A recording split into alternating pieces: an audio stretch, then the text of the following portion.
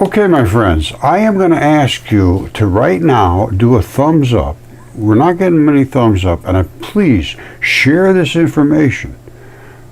This is for you to see and for others as a test.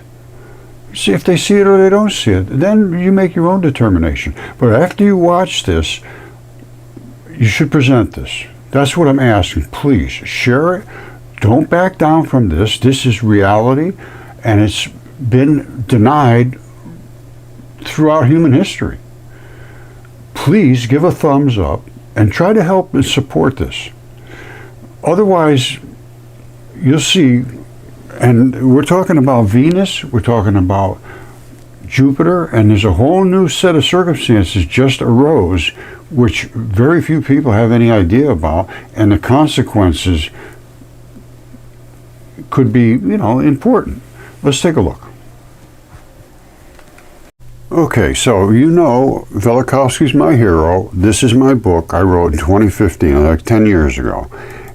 And this is what happened. I said, did Velikovsky die? Did Einstein die with Velikovsky's book, Worlds in Collision, on his bed? Yes. This is Chet, my new best friend. Yes. It's reported Albert Einstein had Immanuel Velikovsky's book, Worlds in Collision, on his bedside table when he died in 1955. And then they go on to say, well, maybe he thought good, maybe it was skepticism, so forth. They were good friends. And Einstein knew he would be stupid to open his mouth about this in public. That's why he never spoke really openly about it. But it was known. They were good friends, and he had died with a book on his bed. And guess what Velikovsky also said? Okay, my friends, prepare to be shocked to the core. This is a shocker du jour. I've mentioned about this many times, but now it's all of a sudden coming into a supreme focus.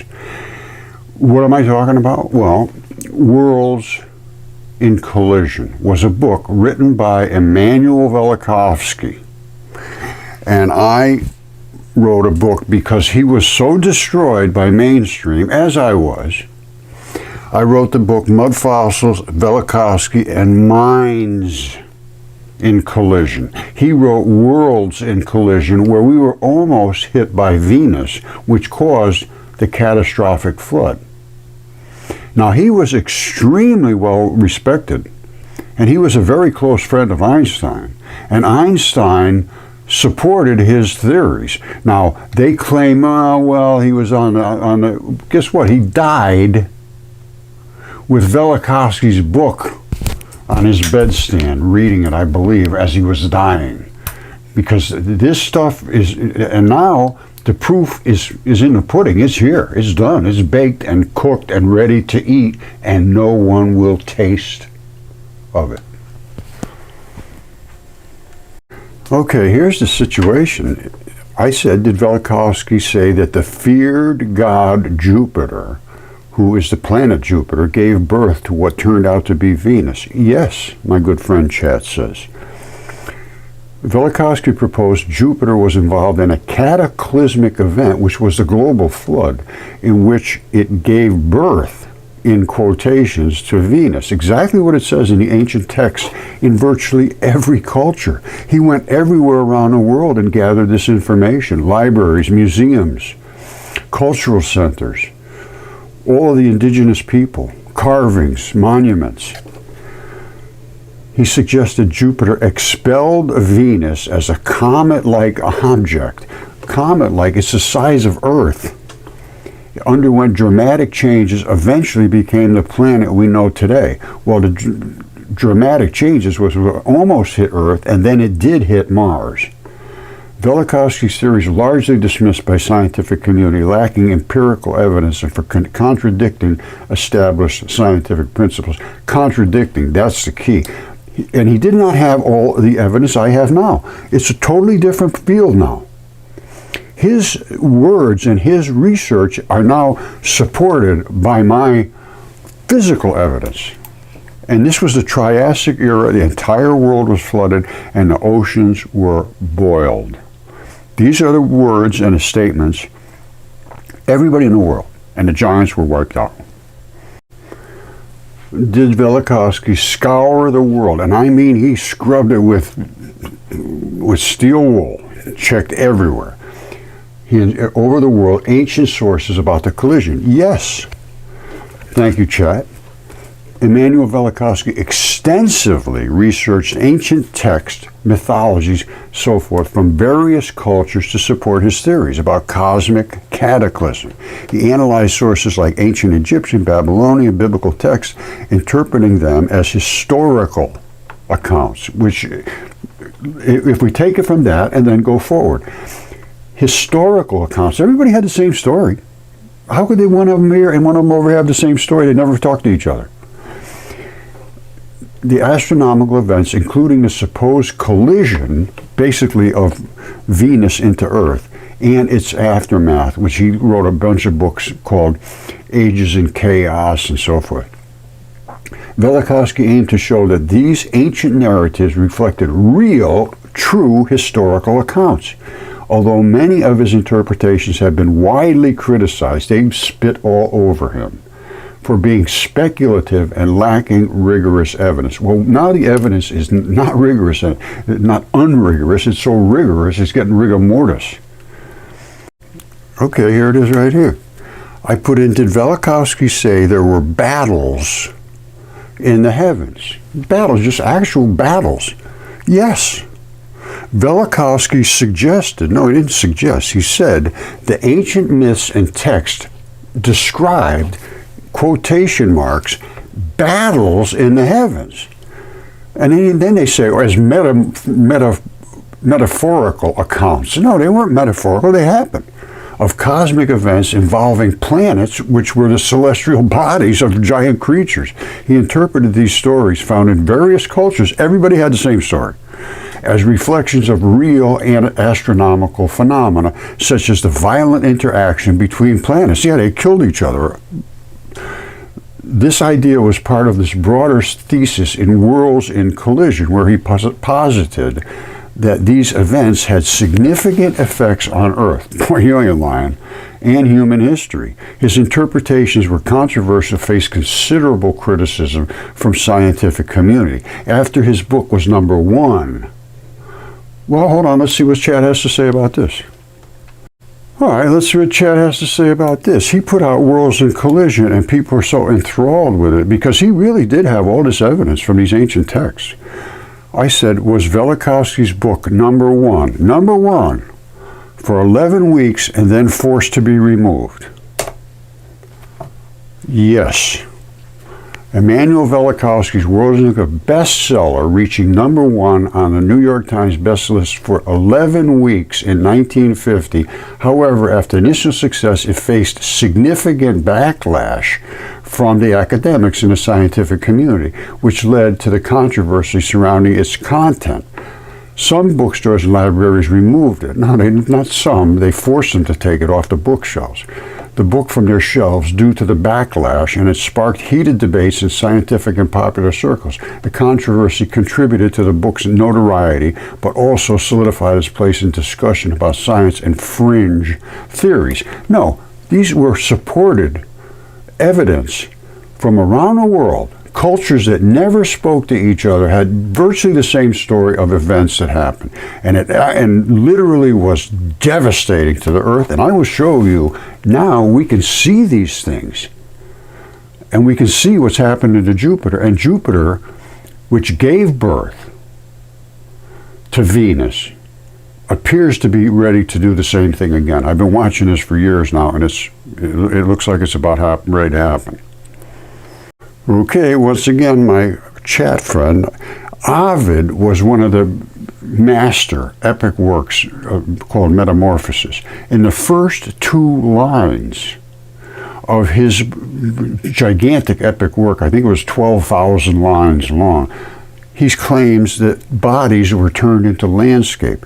I just asked, did Ovid say in the first lines of his epic poem that bodies were transformed to landscape by violence? When I say poem, that just means his work. Let's see what it says. Yes. In the opening lines of Metamorphosis, which means change from like a butterfly, from a chrysalis to a butterfly, that type of thing. Ovid describes how the world was shaped by transformations and violent changes. He reflects on how bodies were transformed into various forms, including landscape, as a result of divine, which means God's, intervention and tumultuous events. They were just crazy. This theme of transformation is central to the poem. It's just everywhere. It explores numerous myths of change and metamorphosis throughout its narratives. Ovid's work often highlights the interplay between chaos and order in the natural world. Wow, there's a lot of chaos in that. I'm telling you, a lot. Let me just show you the types of transformations that could happen. And it was from one sex to another. These gods could become insects or fungus or trees. They could transform themselves to look exactly like the husband of some hot-looking chick, and she'd come down and have sex with her, and she wouldn't even know. She would think it was her husband. And they were doing this, and they were sexual gods. It's just what it was. I'm sorry, that's just what it was. And Velikovsky did so much research on this, was so destroyed, and no one would even know his name now. The only people that knew his name, when I started saying, I have the evidence to support Velikovsky. Oh, that guy's a nutcase. What, are you crazy? I mean, it went on. They just treated me like a wacko out of the woods, which everybody did, because I was doing the same thing he did. I had the same evidence. I had evidence, though. I had the evidence to support what I said. He didn't have the evidence, but he had all the statements through the history of every other. Anybody with any mind at all could say, if this culture and this culture and that culture and this culture and this culture and this culture, everywhere around the world had the same story, same exact story. Well, think it over. Okay, if you truly want to be a student of Mudfossil University, one first requirement is to come up and look into Metamorphosis. This was by Ovid, and he wrote at the time of Julius Caesar, but he took all the original stuff. This was around the year 8. He wrote this book, and I mean, it was an epic work. It was a poem generally considered to meet the criteria for an epic. 250 narratives, 15 books. Book 1, the creation. How did everything start? The ages of mankind, the flood, which was the impact of Venus. Deucalion, who was Noah and his wife, all the way down through all of these myths that they talk about, all the myths, Hercules and all of them.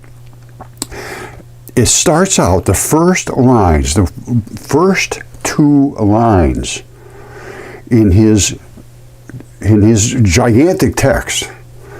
Metamorphosis, or transformation, that's the change of one thing into something else, is a unifying theme. It's every bit of it is based around the fact that they could do this, they could transform. In all the episodes of the Metamorphosis, Ovid raises its significance explicitly in the opening lines of the poem. This is the first 2 lines. In the nova fert animus mutatus decere formos corpora. Well, what's that mean? That's Latin for, I intend to speak of forms changed into new entities. Something changed from something else. Accompanying his theme is often violence inflicted upon a victim who is a creature whose transformation becomes part of the natural landscape. It's exactly what I've been saying. There are great varieties among the types of transformations, from human to inanimate objects. They can turn into statues and everything else, which they did. They're all over the place. They're still here.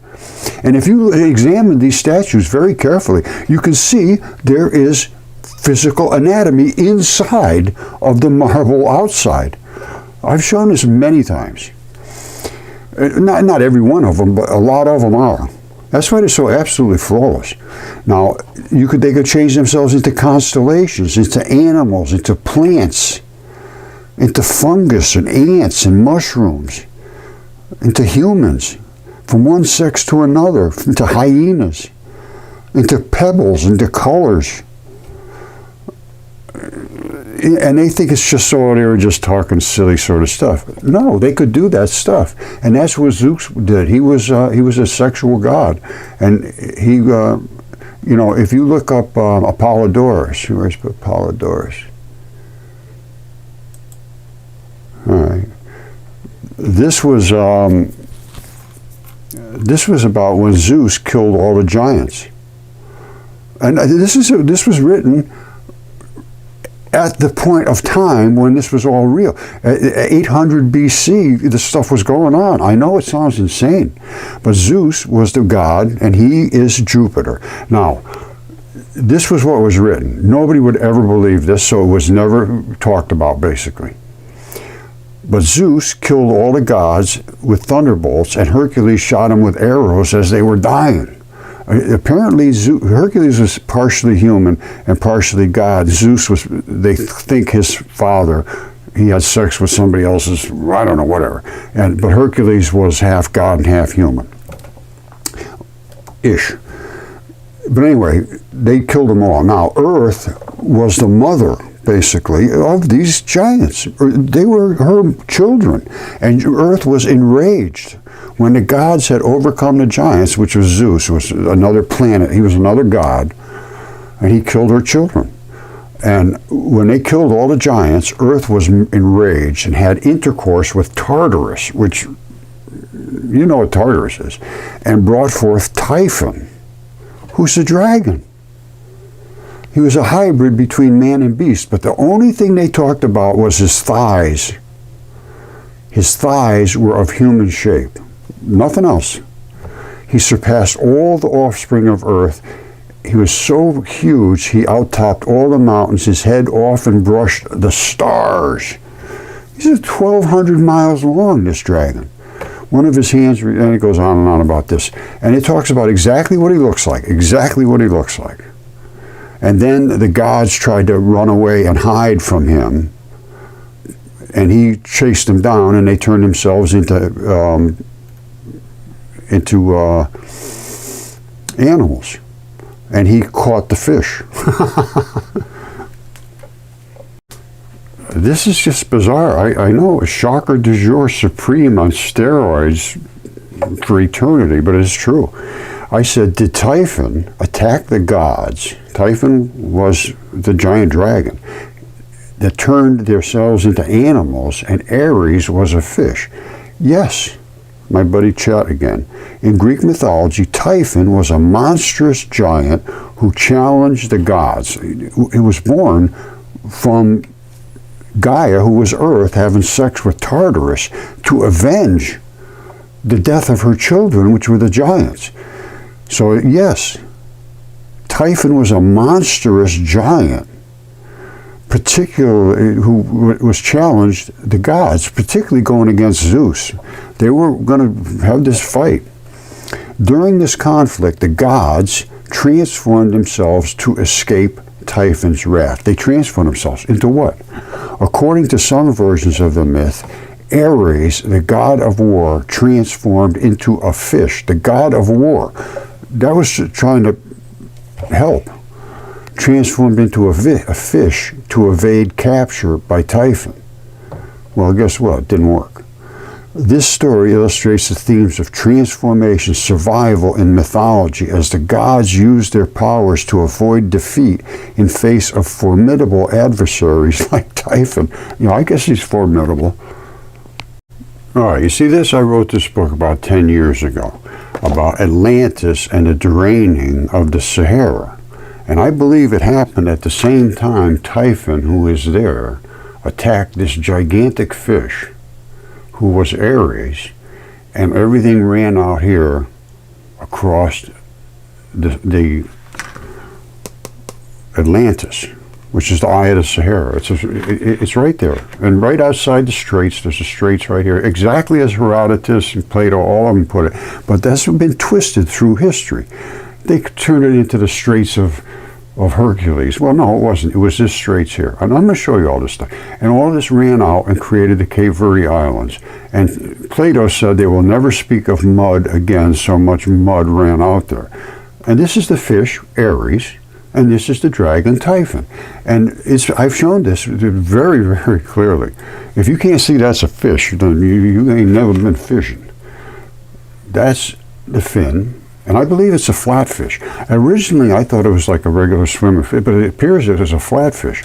And I think these are the two eyeballs. They have one really wacky looking eye, some of them, and then they have another one. And they're two eyes on the same side. And they have that same looking tail. And some of them have, you know, just a really thin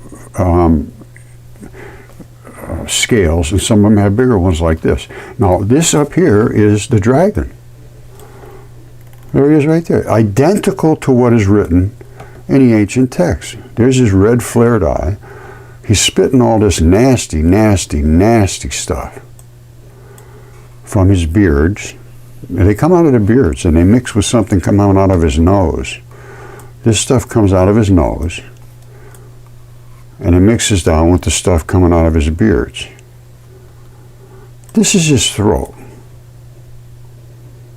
That's his throat coming all the way down, and his throat was cut exactly like it says, with his great and mighty sword, which was Zeus.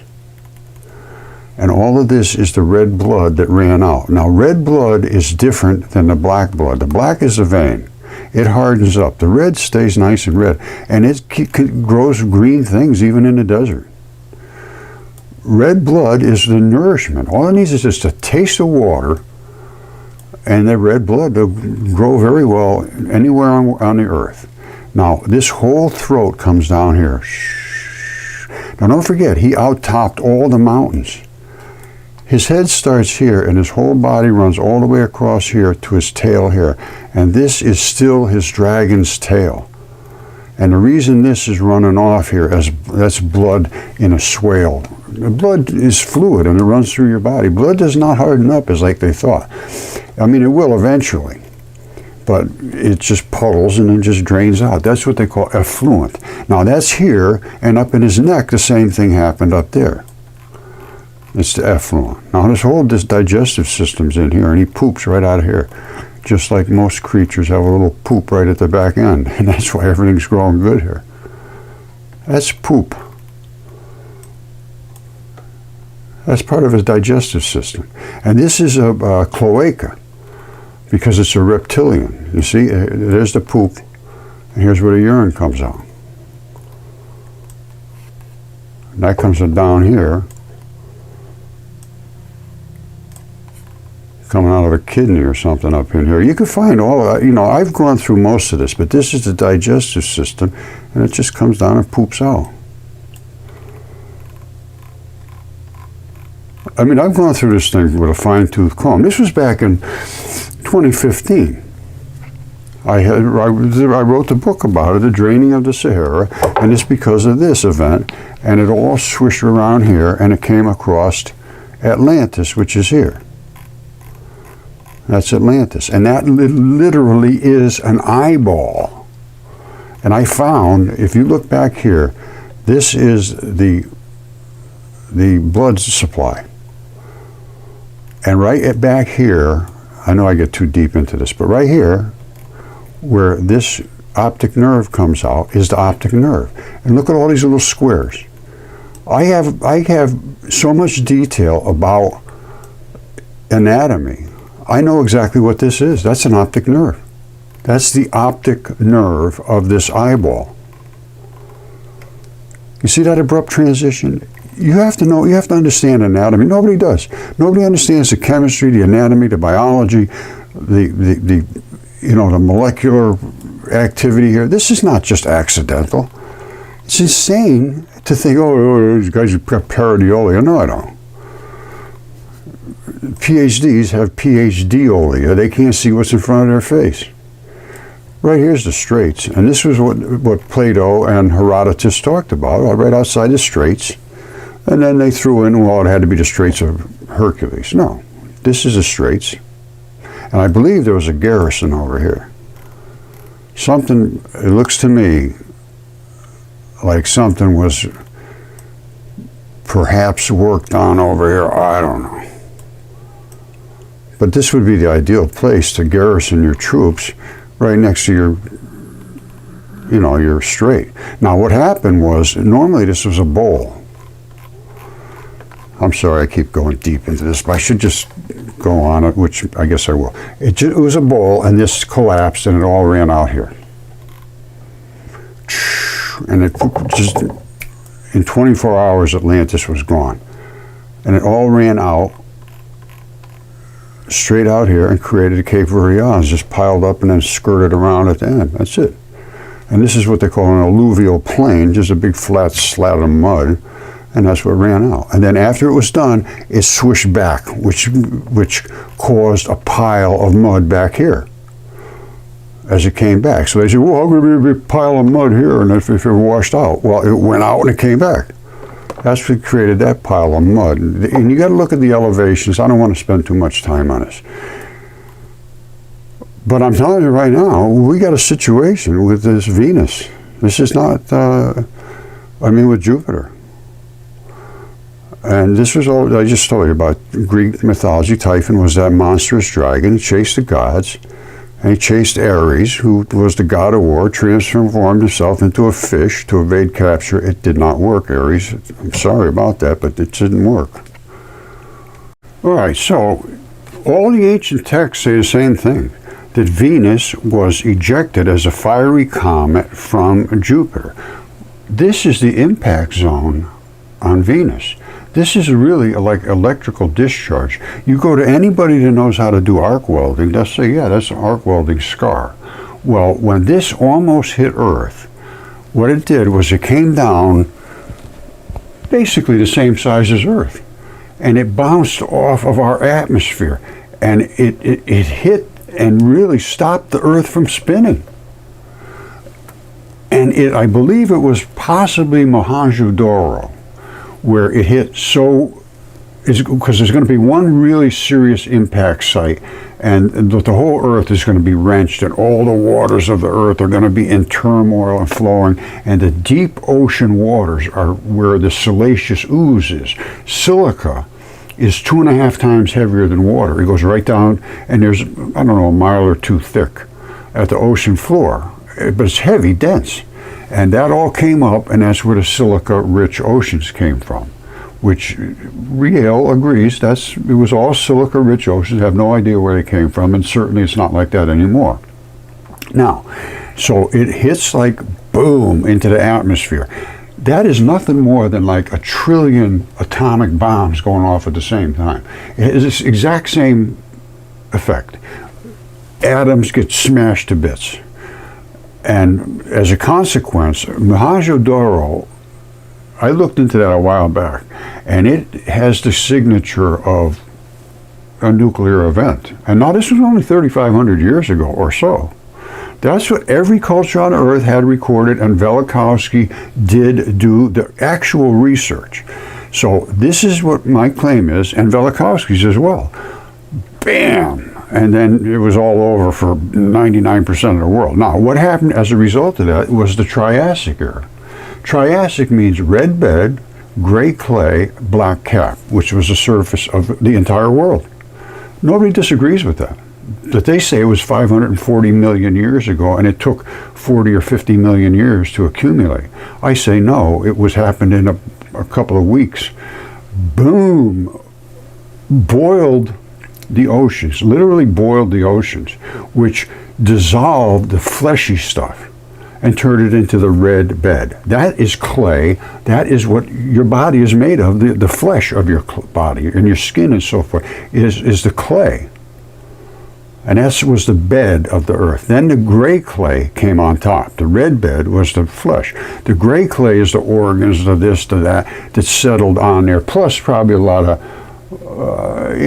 cellulose and things like that, but it was a little bit different. I actually have something I'll show you in a minute about mud fossils and the layers. Now, so all this happened like on a weekend. I mean, I'm not telling you. It got hit and it was a disaster. And I have a human footprint in the middle of these 3 layers. The guy stepped on a gray clay, pushed it down through the red bed. No other way that could happen other than they were both wet at the same time. And then the black cap came on top, shown that a million times too. So everything that Velikovsky talked about is well supported, and it really changes everything that they've been teaching and refuse to examine because it overthrows everything. He's just like Velikovsky. Again, they made him take his books off the bookshelves after 11 weeks being #1. Now, I had somebody just comment on, the way I present this stuff. I'm sort of being sarcastic and, a little bit nasty every now and then. And I should just be nice and everybody will have a nice time. No, that doesn't happen. That's naive. That's naive. This is not a game to these people. This is like a war to them to win so that they can keep their position. It's a position of power to the academics and to the national laboratories and all that. It's to them it's money, it's funding, and you don't get past that by being nice. Be as nice as you want. Oh yes, I'm so respectful. No, they're not. They have no interest in the truth because it overthrows their dynasty. Which I don't want to overthrow anybody. I want it just to be known and examined, and then they can make all the things up they want after that. I think I have enough evidence to support it. At least should be examined. So here's our impact site on Venus. Now, did it hit Mars? Yes. Did it destroy Mars? Yes. Can I prove that? Yes. So don't forget, there's that really nasty looking scar, and here's Venus, Mars. It impacted here and scraped right through here. This is wider than the United States. This is the Mars Marianas Trench or something like that, Mars Valles Marianas. That's a serious whack, and that was what killed Mars and blew off all its atmosphere, but left all of this signatures of life, which again refused to be examined because it overthrows everything they've been saying. Like this right here, that's tissue. They're saying continually over millions of years this stuff layer. No, that was when they got impacted. This is red blood cells just sort of dusting off, because there's no more moisture basically. It blew off the atmosphere. It really whacked the hell out of this thing. This is all muscle sarcomeres. That's muscle. You see these stripes down here? That's how muscle contracts. And the red blood is what makes it pull in. This is connective tissue. This is tough stuff. That's why it didn't erode or just dissolve out. And here is the Mars crab. Because, whoops, this is the wrong shot, hold on. All right, this is the shot. That's the Mars crab. You see that? That is an artery, and the top part is a vein. These are all the muscle sarcomeres here. This is a different area, but it's the same deal. The sarcomeres have to be fed with a ton of blood, and that's the blood supply feeding these blocky little sarcomeres. Exactly like this stuff here. Sarcomeres, only this is a different area. But maybe this is the blood coming out of here. Somewhere there's going to be, there's a ton of blood in muscle. Just accept that, please, because it's a fact. Now, I got something around here that shows. Hold on. Oh, here it is right here. That's the sarcomeres. There they are. The red stuff, this darker is the red, and that just dissolves out, and you're left with these connective tissues. Normally, this is a contracted muscle. You see these blocks? Normally they're like that. Well, now it's like this. These pull in together. Well, when they're relaxed and the red stuff just sort of dusts out of here, you end up with all these little bitty tiny slats, which are the connective tissue. You got to have something to pull against, but you need a little pinch. On every one of these had a little bitty pinch, and over the course of the whole thing, you get a pretty good contraction, and that's just shows how that's an anatomical of. This is actual electron microscope shot, but it's this stuff here. There's no difference whatsoever. Zero différence. Vive la zero difference. All right, so here's how this whole thing fits together. I told you all about Velikovsky. His claims were that everybody had the same story. A fiery comet, and at that time it was burning hot, I guess. That's what they say. It was coming at the Earth. My interpretation of this, I could be wrong, was it took 7 days to approach the Earth, and it was brighter than the sun, much brighter, I believe, and it boiled the oceans. And this is where it came from, was the Great Red Spot, which is literally a vagina. I'm going to show you this, so this is going to be a little planet porn, but it's true. Now, this is the size of the Earth, and this is representative of what would come out of this red spot. Would be a ball about that size, but that is the size of Earth, which is the size of Venus. Now, what's happening here is the planet is spinning this way. All right? The atmosphere is wrapped around the planet. It's not glued so everything goes exactly the same way. The planet is spinning inside the atmosphere, so the atmosphere is continuously catching up with the planet. Well, what if this was a bump, which it is? It's called a Venus Mons. It's a bump. And it's coming through on the planet, because it's on the planet, it's going through, making all of this swirl around it. This is just clouds swirling around it. This isn't a storm. It's a vagina. And I can literally prove this. You watch, and if you can dispute it, I'd like to know how.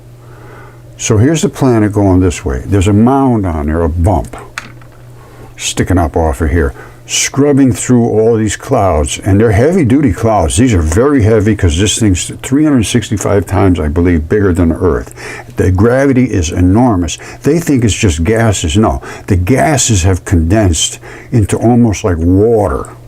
So this is basically going through soup. This is just heavy, heavy, heavy gases. And they're swirling around here just like they would water, almost like water. That, my friends, is the effect. They would have just kept going by if there was no bump there. The bump is banging into these gases, and they got to go somewhere. And they're so heavy, they won't just float over the top. They swirl around. You see this? These are vortices. And that is a vagina where that planet came out of, which is Venus, and it almost hit us, caused all of that devastation, all recorded. Velikovsky is the only one who would stand up to do the research, and was destroyed, as virtually everybody does when they stand up against authority. You know, I fought authority, authority always won. Well, maybe we can win this time. Because this is undeniable evidence. Where do you see this? Now, if you're not into female anatomy, and I mean into it, you might not want to watch this. Okay, my good friends, this is an extreme close-up of the red spot, and this is a vagina. Now, how can I say that with no question whatsoever? Because it has a spur lock. And you say, well, what does that mean, Roger? Well, a spur lock means where a body part is snapped in literally into the rest of the body, so it doesn't go drifting off that way or up, just go floating around. You know, you got to have everything snug, tapped together. Well, there it is right there. There's the spur lock. I'm going to bring you up close. Look at that. Now, look very carefully what you're seeing there. You see, first of all, you see the color of it. That's the color of tendon. Tendon is like a white, strappy, tough stuff. You see that? And you see that ball right there at the end? That little circle right there. That right there is the latch of the spur lock. Now, some of them lock in different ways. This is a piece of muscle. All right, but it has a spur lock. You see that little triangle right there? That's the spurlock, and that little circle right up here, right there, is basically the same as that little circle right there.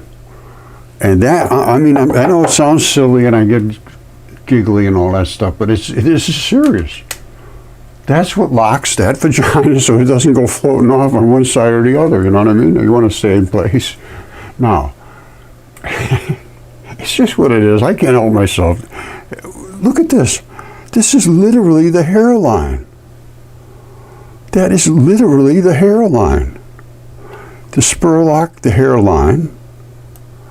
These little, you see this right here? That's called the vaginal rouage. I'm pretty into vaginas. I'm checking them out for quite a long time here now. And then you got the labia, I think it's labia or labia majora, vagina, and the clitoris and all that stuff. It's all here. It's all here. And it's just that the wind is swinging around it. All right, it's all here. Now, again, this is going to be a little pornographical, but this shows you all the things I just showed you. There it is right there. There's the spurlock. You don't want that thing floating over here, heading up over the top, over your tummy. Now, so what is the Venus Mons? Right there. And that's what it's called, the Venus Mons. Mons pubis.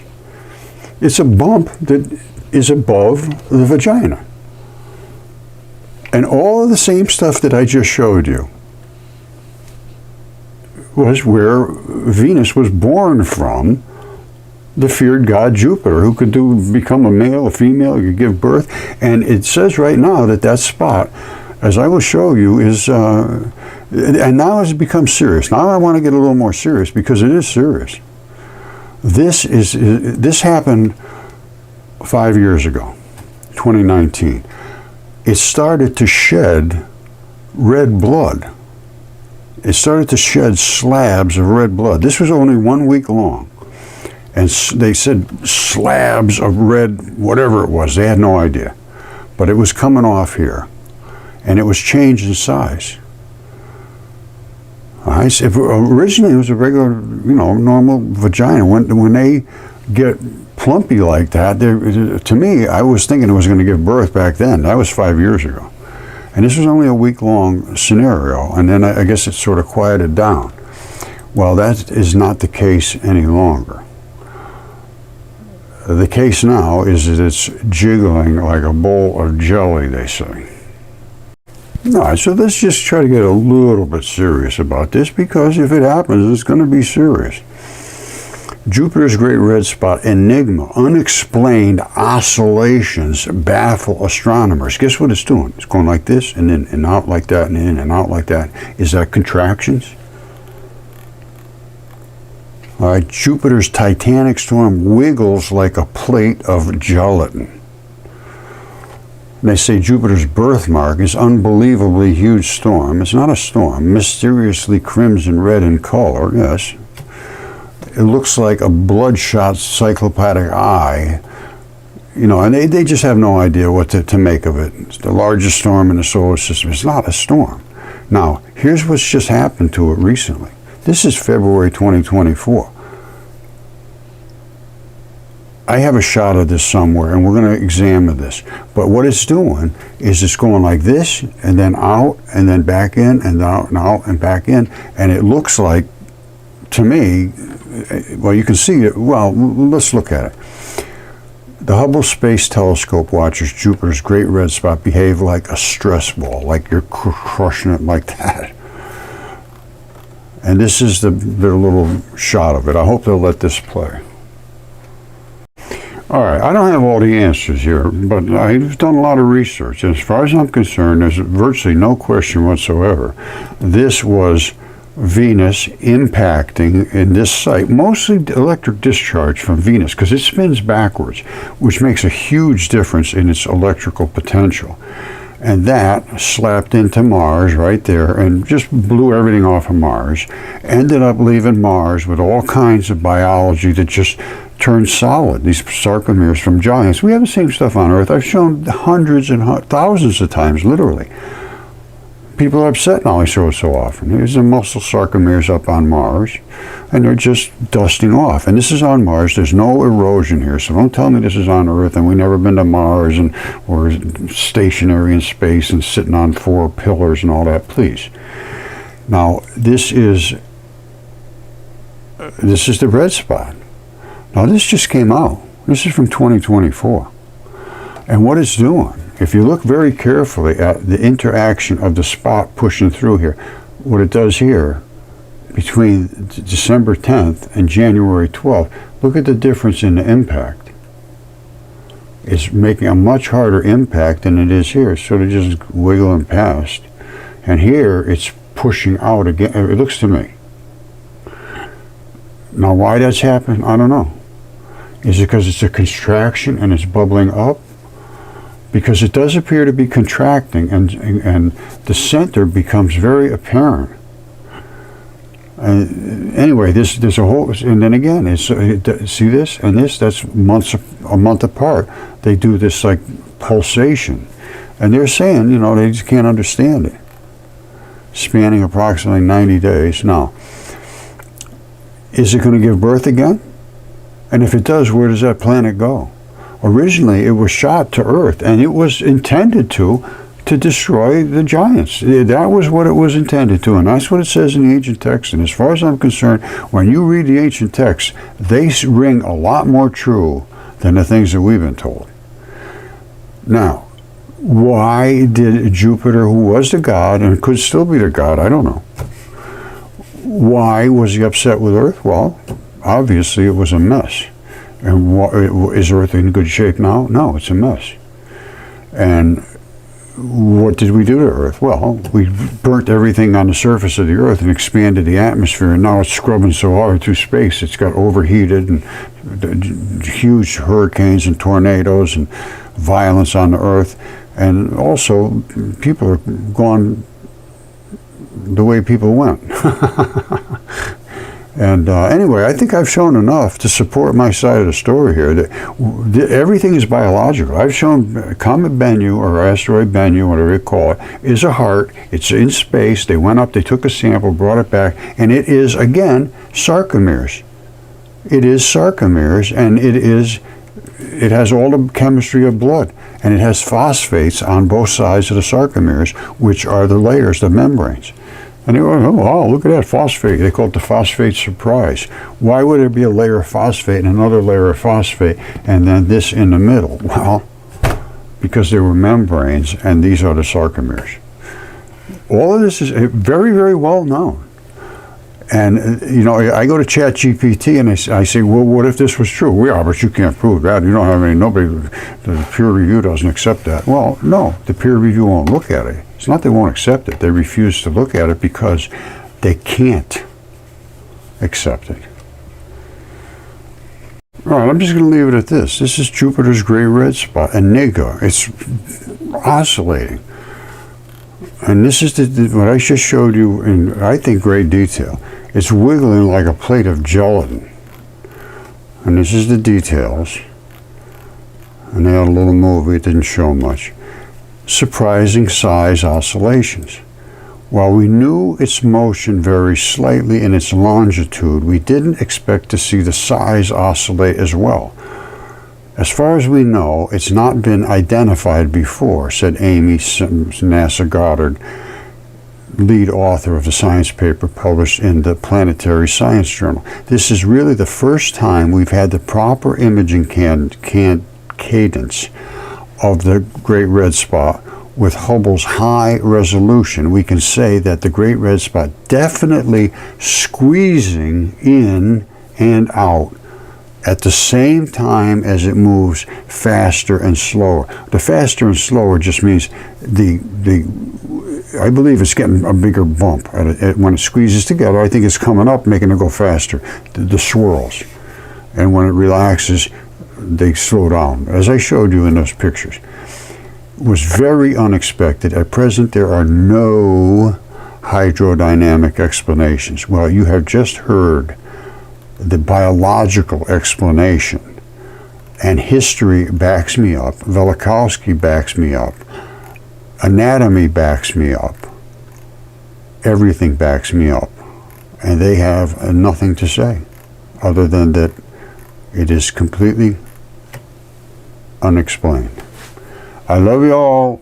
It's getting serious, my friends. Very serious. I think. I don't know. What do you think?